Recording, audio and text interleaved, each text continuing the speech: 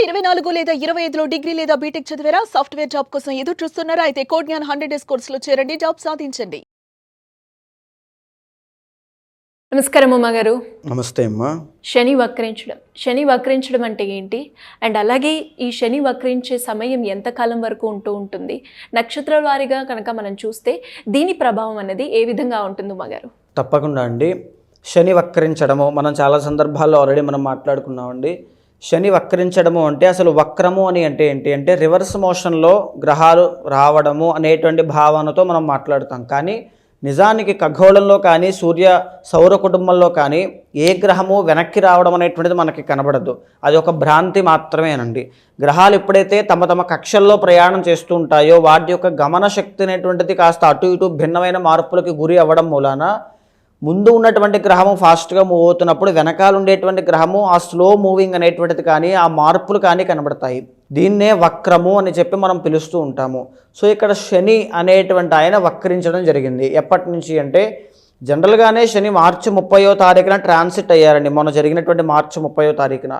So ఆయన కుంభరాశి నుంచి మీనరాశిలోకి ట్రాన్సిట్ అవ్వడం జరిగింది.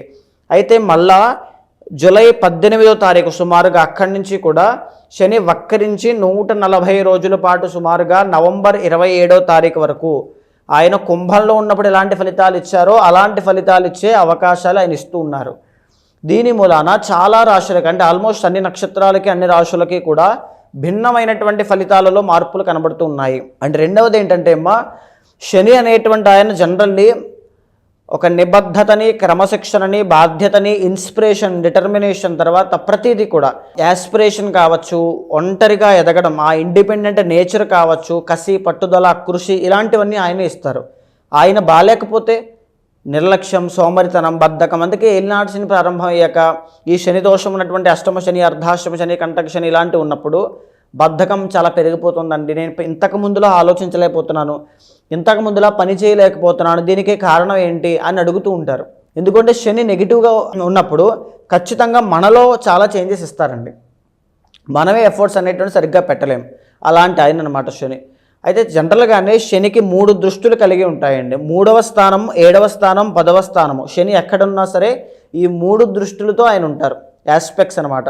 అయితే ఇక్కడ శని మీనరాశిలో వక్రించి ఉండడం మూలాన ఆయన 3వ దృష్టి అయినటువంటి వృషభ రాశి యాక్టివ్ అవుతోంది, 7వ దృష్టి అయినటువంటి కన్యారాశి యాక్టివ్ అవుతోంది, 10వ దృష్టి అయినటువంటి ధనస్సు రాశి కూడా యాక్టివ్ అవుతుంది. సో మేజర్గా ఇప్పుడు ఈయన శని వక్రించి మీనరాశిలో పూర్వాభాద్ర, ఉత్తరాభాద్ర నక్షత్రాల గుండా మళ్ళా కుంభరాశిలో ఈ ఫలితాలు ఇస్తున్నారు. అంటే ఈయన కుంభరాశిలో ఉన్నప్పుడు ఎలాంటి ఫలితాలు అయితే ఇస్తారో అలాంటివి కూడా రాశులన్నిటికీ కూడా వర్తిస్తాయన్నమాట. ఉదాహరణకి మొన్న మార్చి 30వ తారీఖు దగ్గర నుంచి శని మూవ్ అవ్వడం మూలాన మకర రాశి వాళ్ళకి ఏలినాటి శని వదిలేసింది. కుంభ, మీన, కొత్తగా మేషరాశి వాళ్ళకి ఎంటర్ అయ్యింది మార్చి 30 దగ్గర నుంచి. కానీ ఇక్కడ వక్రించడం వల్ల మళ్ళీ కుంభరాశిలోకి రావడం మూలాన మళ్ళా మకర రాశి వాళ్ళకి ఈ 4 మాసాలు కూడా ఏలినాటి శని యొక్క ప్రభావం కలుగుతుంది అని చెప్పచ్చు. 100% అండి. మేషరాశి వాళ్ళకి ఏలినాటి శని ప్రభావం కాస్త తగ్గుతుంది అని చెప్పచ్చు ఈ శని వక్రించడం మూలాన. అలాగనే ప్రతి నక్షత్రానికి, ప్రతి రాశికి కూడా భిన్నమైనటువంటి మార్పులు, కొంతమందికి బదిలీలు, ట్రాన్స్ఫర్స్, కంటక శని మారడం, అష్టమ శని మారడం ఇలా చాలా జరిగాయండి.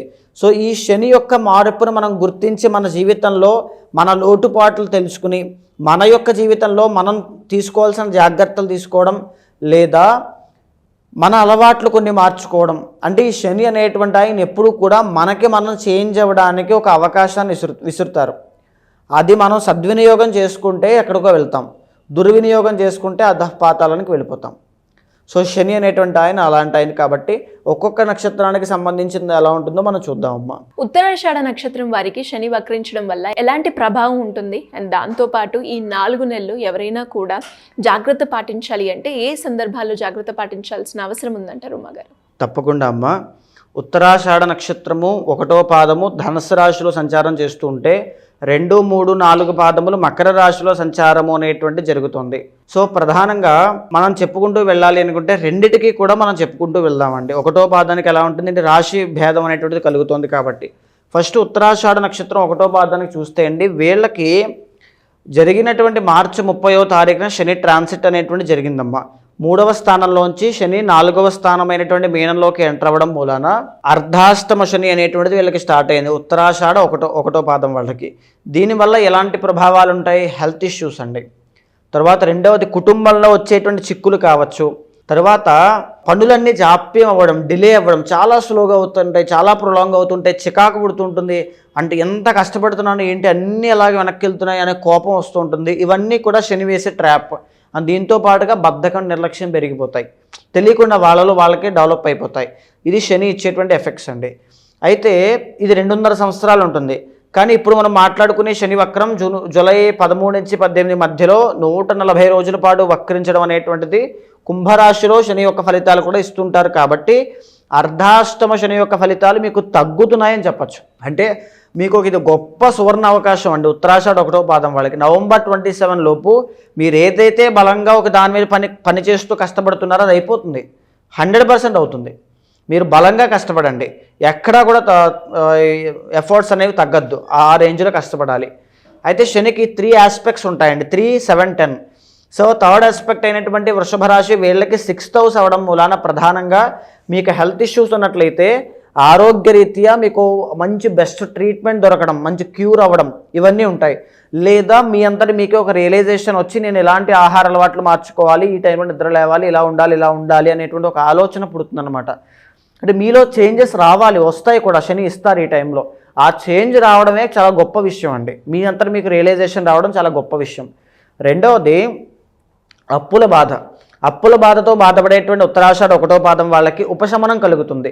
ఎలా కలుగుతుంది? మీ అంతట మీలోనే నేను ఈ పని చేసి ఎలాగైనా అప్పు తీర్చేయాలి, ఎవరి దగ్గర చేయి చాచకూడదు అనేటువంటి ఒక ఆలోచన పుడుతుంది. ఎప్పటి వరకు? నవంబర్ 27 వరకు. మళ్ళీ ఆ తర్వాత మళ్ళీ మామూలే. అంటే ఈ చేంజ్ అనేటువంటిది కనీసం మీకు ఒక బెస్ట్గా ఒక ఉపశమనాన్ని ఎంతో కొంత ఒక మెట్టు పైకి వెళ్తారు. కాబట్టి ఖచ్చితంగా కష్టపడండి. ఫైనాన్షియల్ గ్రోత్ కూడా మీకు 100% కలుగుతుంది. శత్రు బాధలు అంటే ఎలా ఉంటాయంటే కుటుంబంలో ఉండేటువంటి శత్రువులు కానీ బయట శత్రువులు కానీ ఎవరైనా సరే ఇబ్బంది పెడుతూ ఉంటే వాళ్ళ మీద తెలుసో తెలియకో మీ యొక్క ఆలోచన కానీ ఎఫర్ట్స్ కానీ కష్టం కానీ చాలా గొప్పగా ఉండడం వల్ల వాళ్ళ మీద అది ఆధిక్యత పైచేయి మీదే అవుతుందన్నమాట. ఈ టైం చాలా బాగుంటుంది. అయితే 7th ఆస్పెక్ట్ అయినటువంటి 10th హౌస్ అయినటువంటి కన్యారాశి యాక్టివేట్ అవ్వడం మూలాన వైవాహిక జీవితంలో చిన్న చిన్న సమస్యలు కుటుంబరీత్యా రావడం, ఇద్దరి మధ్యలో క్లాషెస్ అనేటువంటి కోపతాపాలు ఇవన్నీ పెరుగుతాయి. కెరీర్లో గ్రోత్ కోసం కొంచెం ట్రావెలింగ్స్ చేయాల్సిన పరిస్థితులు రావడం కానీ గ్రౌండ్ లెవెల్లో వర్క్ చేయాల్సిన పరిస్థితులు కానీ ఎక్కువ ఎదురవుతాయని చెప్పచ్చు. ఇది యాక్చువల్లీ మీకు చాలా మంచి యోగం కూడా.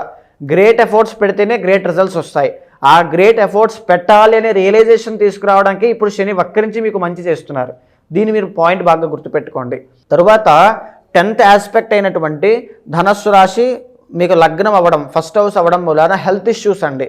ఈ డైజెస్టివ్ ఐబిఎస్ ప్రాబ్లమ్స్ ఆర్ గుప్త రోగములు, ఈ యొక్క ఫెర్టిలిటీ ఇష్యూస్, వీటికి సంబంధించిన విషయాల్లో చాలా చాలా కేర్ఫుల్గా ఉండాలి. ఎస్పెషల్లీ సెప్టెంబర్, అక్టోబర్ మాసాల్లో ఇన్వెస్ట్మెంట్స్ ఎక్కడ కూడా పెట్టద్దు. పోతాయా ఉంటాయనేది పర్సనల్ చార్ట్ పక్కన తర్వాత చూద్దాం. అసలు పెట్టకపోవడం చాలా మంచిది. సో నవంబర్ వెళ్ళేంత వరకు కూడా ఈ ఇన్వెస్ట్మెంట్స్ విషయాలన్నీ కూడా మీరు బిజినెస్ చేయాలనుకున్నా, పార్ట్నర్షిప్ పెట్టాలనుకున్నా, ఇన్వెస్ట్మెంట్ చేయాలనుకున్నా, ఎనీథింగ్ ఎలాంటి ప్రధానమైన నిర్ణయాలన్నా పర్సనల్ చార్టే చూసుకుని వెళ్ళండి. రెండూ కూడా సమన్వయం చేసుకుని వెళ్ళాలి. సో ఈ ఉత్తరాషాఢ నక్షత్రం 1వ పాదం వాళ్ళకి మీకు చెప్పాలి అంటే ఒక గొప్ప అవకాశం అని చెప్పచ్చు. మీరు ఎంత కష్టపడితే, ఎంత రియలైజ్ అయ్యి మీ జీవితంలో నేను ఎదగాలని కోరుకుని పట్టుదలతో కసి కృషి అన్నీ ఉంటే అంత గొప్పగా ఎదుగుతారు ఈ టైంలో. ఇక 2, 3, 4 పాదం వాళ్ళకి మకర రాశిలో సంచారం చేస్తూ ఉంటుంది. వీళ్ళకి ఏలినాటి శని వెళ్ళిపోయి 3rd హౌస్లోకి శని వెళ్ళి మళ్ళీ ఇప్పుడు వక్రించారండి. అంటే మళ్ళీ ఏలినాడు శని ప్రభావాలు ఎలా ఉంటాయో అలాంటివి వచ్చే అవకాశాలు ఎక్కువ ఉంటాయి. సో దీనివల్ల ఈ 4 monthsలో ఫైనాన్షియల్ ఇష్యూస్ చూసే అవకాశం ఉంటుంది. అంటే నేను ఈ పదాన్ని వాడకూడదు, దారుణంగా ఆర్థిక సంక్షోభాన్ని చూస్తారు. ఎందుకు? 2వ స్థానంలో రాహు వీళ్ళకి, 6వ స్థానంలో గురుడు ఉన్నారు. ఇప్పుడు మళ్ళీ ఏలినాడు శని యాక్టివేట్ అవుతుంది. ప్రతిదీ కూడా అంటే మీరు ఇప్పుడు నేను బాగానే ఉన్నాను కదా అనేటువంటి భ్రమలో ఉండద్దు. ఇప్పుడు మీరు పెట్టేటువంటి ఖర్చు, ఇన్వెస్ట్మెంట్ లేకపోతే మీ సంపాదన ఎంత భద్రంగా ఉందనేటువంటి చూసుకోండి. రాబోయేటువంటి సడన్గా ఏదైనా ఆపద రావచ్చు, లేదా ఏదైనా ఒక ఖర్చు రావచ్చు. అలాంటి ఖర్చులకి సంసిద్ధంగా ఉండండి. ఎంత తక్కువ ఖర్చు పెడితే అంత మంచిది. మితిమీరిన అనవసరమైన ఖర్చులకి అస్సలు వెళ్ళొద్దు. అది ఒక ట్రాప్ అంతే. ఆ ఖర్చులు ఈ ఖర్చులు ఒక ట్రాప్, అస్సలు వెళ్ళొద్దు. ఎవరికి అప్పు ఇవ్వద్దు, అప్పు తీసుకోవద్దు ఈ టైంలో. చాలా జాగ్రత్త. ఇంకొకటి శని ఉండేటువంటి 3 ఆస్పెక్ట్స్ వీళ్ళకి మనం చూస్తే అండి, ఫస్ట్ ఆస్పెక్ట్ వీళ్ళకి 5th హౌస్ అవ్వడం మూలాన సో వీళ్ళకి ఏంటి అంటే సంతానం విషయంలో వాళ్ళకి ఏదైనా హెల్త్ ఇష్యూస్ రావడం, వాళ్ళ విద్య, వాళ్ళ చదువుల కోసం బాగా కష్టపడాల్సిన పరిస్థితులు రావడం ఇలాంటివి కనబడతాయి. సో వాళ్ళ యొక్క విద్య కోసం కష్టపడాల్సిన పరిస్థితులు వస్తాయి. ఇది యాక్చువల్లీ మంచిదే, ఆ విషయాన్ని తెలియజేయాలి కాబట్టి చెబుతూ ఉన్నాను. తర్వాత 7th ఆస్పెక్ట్ అనేటువంటి కన్యా రాశి వీళ్ళకి 9th హౌస్ అవుతుందండి.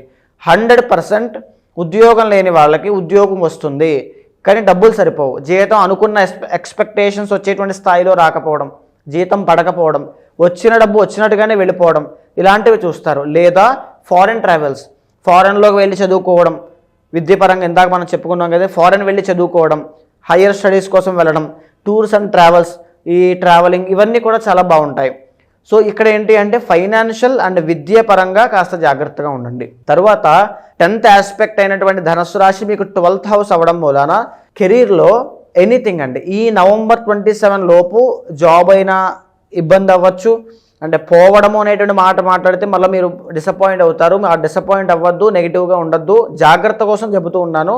జాబ్ విషయంలో ఇబ్బంది, బిజినెస్లో డౌన్ఫాల్, ఎనీథింగ్ నవంబర్ 27 దాకా ఛాలెంజెస్ అనేటువంటివి, స్ట్రగుల్స్ అనేటువంటివి ఎప్పుడైనా ప్రకృతి మీకు విసరచ్చు.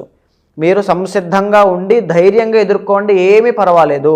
మళ్ళీ దీని తర్వాత నవంబర్ 27 తర్వాత బౌన్స్ బ్యాక్ అయ్యి మళ్ళీ తిరిగి దీనికంటే పెద్దదాన్ని చూస్తారు. ఎందుకు? గురుడు మారుతారు, శని మారుతారు, రాహు చేంజ్ అవుతారు, అన్నీ కూడా మీకు ఫేవరబుల్గా మారిపోతాయి. ఏమీ పర్వాలేదు. ప్రధానమైన నిర్ణయాలు ఏదైనా తీసుకోవాలంటే పర్సనల్ చార్ట్ చూసుకుని తీసుకోండి తప్ప కంగారు పడి ఇన్స్టెంట్లో నిర్ణయాలు తీసుకుని అనవసరంగా ఆర్థిక సమస్యల్లోనూ వాటిలోనూ ఇరుక్కోవద్దు. మరి మీరు అన్నట్టుగానే ఇంకా ఎవరికైనా కూడా శని వక్రించడం వల్లనే కావచ్చు, లేదు వాళ్ళు ఇంటర్నల్గా కొన్ని సమస్యలు ఎదుర్కొంటున్నారు, దానికి ఒక రెమెడీ కావాలి అనుకునే వాళ్ళు ఎవరైనా కూడా మిమ్మల్ని అప్రోచ్ అవ్వాలి అంటే ఏ విధంగా ఉంటుందో మా గారు? తప్పకుండా అమ్మ. అంటే జాతకము అనేటువంటి దాని విషయంలో ఎవరైనా సరే, ఇది మనం మాట్లాడుకునేటువంటిది గోచార అంశం అండి. పర్సనల్ చార్ట్ అనేటువంటిది చాలా డిఫరెంట్గా ఉంటుంది.